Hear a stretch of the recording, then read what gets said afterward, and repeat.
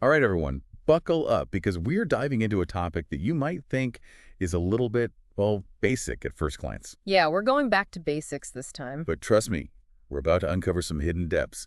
We're talking about flashcards, folks. Flashcards. Oh, Serious? I'm serious. Uh, But not just any flashcards. We're focusing on how these little wonders can be absolute game changers for teaching English as an additional language. okay, so we're talking EAL learners. I'm intrigued. What kind of resources are we digging into for this deep dive? We've got a fantastic Teachers EAL update newsletter that's packed with practical tips and a super informative instructional video from the Bell Foundation, that education charity based in the UK. Oh, yeah, I've seen some of their stuff. Really good quality resources. Absolutely. And get this, the newsletter even references a whole research article about using flashcards with EAL learners. Now, that's what I call putting in the work. Ah, Gotta love when educators back up their methods with solid research. right. So we're not just talking about anecdotal evidence here. We're going to get into the nitty-gritty of why these things work. But first, let's address the elephant in the room. I can already hear some of you thinking, flashcards. Really? Isn't that a bit, well, kindergarten? Yeah, I'll admit I had that thought too. Like, come on, are we really going back to basics like that? I know, right? But here's the thing. Before you dismiss flashcards as being too simplistic, think about this. They're incredibly versatile. Mm. You can use them for a huge range of ages and language levels. True, true. I've used them with my adult beginners too, actually. And they're especially beneficial for EAL learners, who often rely heavily on visual aids to make those connections between a new word and its meaning.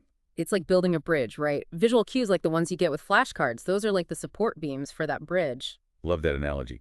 And speaking of bridges, the EL update actually mentions a whole bunch of activities you can do with flashcards to take that learning even further. We're talking pairs, sorting, even snap, like the card game. Oh, and don't forget barrier games. Those are my favorite. Jerry or games? Okay, you have to explain those. I have no idea what you're talking about. All right, picture this. You've got two learners. They're separated by a barrier, like a folder placed on a desk.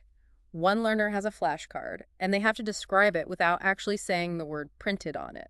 Okay, so like a verbal taboo game. Exactly. And the other learner, they have to try to guess what's on the card based on their partner's description. It's amazing for pushing learners to expand their vocabulary and get creative with how they use language. Oh, I love that. It forces them to really think about the word's meaning, its synonyms, all its different dimensions. Exactly. It takes them beyond simple definitions and helps them get to grips with the nuances of language. Okay, this is already blowing my mind, and we're just getting started. Now, remember that research article I mentioned earlier? The one about the science behind flashcards. The one and only. It's by this researcher named Schmidt, and it dives deep into why this approach is so effective. All right, let's hear it. What's the secret sauce? Why are flashcards so powerful? Well, according to Schmidt, it all boils down to this concept of depth of vocabulary knowledge. Depth of vocabulary knowledge. Yeah, so it's not just about recognizing a word and knowing its definition. It's about understanding all its different dimensions. Different dimensions. Like Yeah. what? Give me an example. Okay, so let's say we're looking at the word happy. Pretty basic word, right?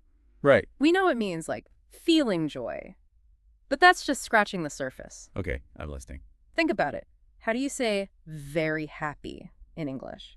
Well, you could say ecstatic or overjoyed. Exactly. Or what about some other words you could use instead of happy? Cheerful, merry, joyful. There are all these different shades of meaning. When would you choose to use joyful instead of happy? What's the difference? Well, that's interesting. So it's not just knowing the word, it's knowing all the subtle ways to use it correctly. Exactly. And that's what Schmidt is talking about when he says depth of vocabulary knowledge. It's about understanding all those nuances, those different dimensions of a word. So how do flashcards help with that? Well, especially when you use them with those interactive activities we were talking about, they really encourage learners to explore those nuances. Like in barrier games, they're forced to think about synonyms, opposites, all those different dimensions to get their point across. Right, right. They have to go beyond just a simple definition. Exactly. And all that repetition, all that active recall, it helps those words stick in their long-term memory. It's like embedding those words and their meanings deeper and deeper into their brains. Precisely.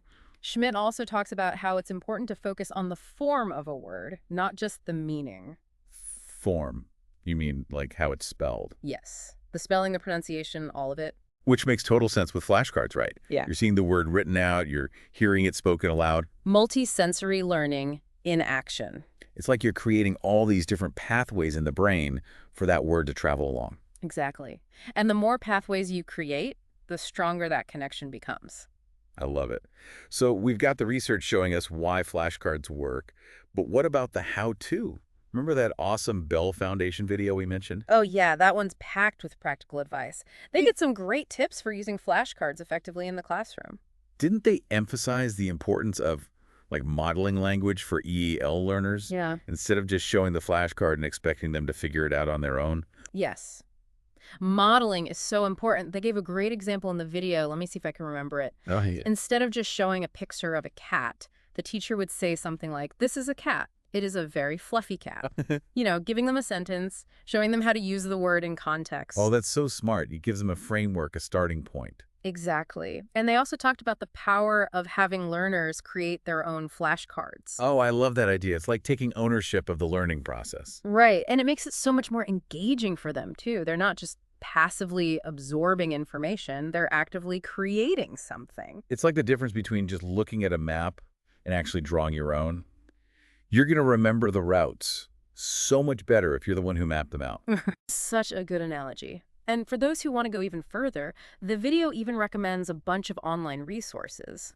They mention Quizlet, MatchTheMemory.com, and E.A.L courses. Ooh, bookmarking those. Hmm. My to explore list is getting longer by the minute. But before we get completely lost in the digital world, I think it's important to remember that flashcards, as amazing as they are just one tool in our EL toolbox, right? Right. We don't want to give anyone the impression that flashcards are some kind of magic solution. They're not a silver bullet. Exactly. They're most effective when they're part of a broader approach to language learning, like that four-strand approach we talk about all the time. From Researcher Nation. Yes. Can you remind us what that is again? Oh, right. Nation's 4 strands. Yeah, so that's basically his framework for vocabulary development, right? He talks about finding that balance between meaning-focused input and output. Right. And then you got your language-focused learning and, of course, fluency development. Okay, so it's about making sure EL learners are getting a well-rounded experience with the language, not just focusing on one single aspect. Exactly. It's like, when you're building a house, Okay, yeah, I'm following. you need that strong foundation, right? And that's like your meaning-focused input and output. Makes sense. Then you've got your walls. Those are your language-focused learning activities. Okay. And then to top it all off, you've got the roof, which is your fluency development, protecting everything underneath. I love that analogy. So flashcards, where do they fit into this whole house metaphor? Flashcards, my friend, they're the bricks and mortar. They're helping to build those strong walls, helping learners really grasp those core building blocks of the language. Wow, this has been so eye-opening. I have to admit, I never thought I'd be this excited about flashcards, but I'm actually feeling inspired to revamp my whole approach now. That's the beauty of these deep dives, right? You start to see these everyday tools and methods in a whole new light. It really is. And speaking of new perspectives, I keep thinking about something you mentioned earlier, about Schmidt talking about how our brains process our first language differently to how we process new languages. Yeah, fascinating stuff, isn't it? It makes me wonder if certain activities, like the ones we've been talking about, could actually be more effective for learners who come from certain language backgrounds. It's a great question. And to be honest, it's something researchers are still trying to figure out. But it really speaks to the idea that each language, it kind of gives us a unique lens, right? A lens through which we view and understand the world around us. So someone who's learning English, let's say they come from a language with a very different grammatical structure to English, maybe they would benefit more from certain types of activities than someone whose first language is already quite similar to English. Exactly. It's like adding a whole new layer of, personalization to learning, isn't it? It's about understanding the learner's background, where they're coming from linguistically, really tailoring those learning experiences. It's amazing how much there is to consider. So it seems like flashcards, they're not just those dusty old things we remember from grade school. They can be such a powerful tool for EL learners, especially when we use them creatively and strategically. 100%. And let's not forget, they're not meant to be used in isolation, right? They're most effective when they're part of a bigger, more holistic approach to language learning. Exactly. So to wrap things up, It sounds like flashcards can be a fantastic gateway to deeper vocabulary knowledge for our EL learners. They can help them communicate more effectively and make the whole learning process much more engaging. And the best part is the research backs it all up. We've got Schmidt's insights on depth of vocabulary knowledge, we've got Nation's four-strand approach, and of course, all those practical tips and tricks from the Bell Foundation. And don't forget those awesome online resources they recommended. So much to explore. This is just the beginning.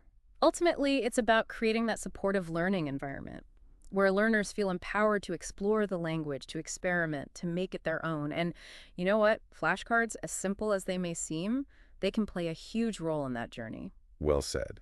A huge thank you to all our listeners for joining us on this deep dive into the wonderful world of flashcards. Be sure to check out the show notes for links to all the resources we mentioned. And until next time, happy teaching.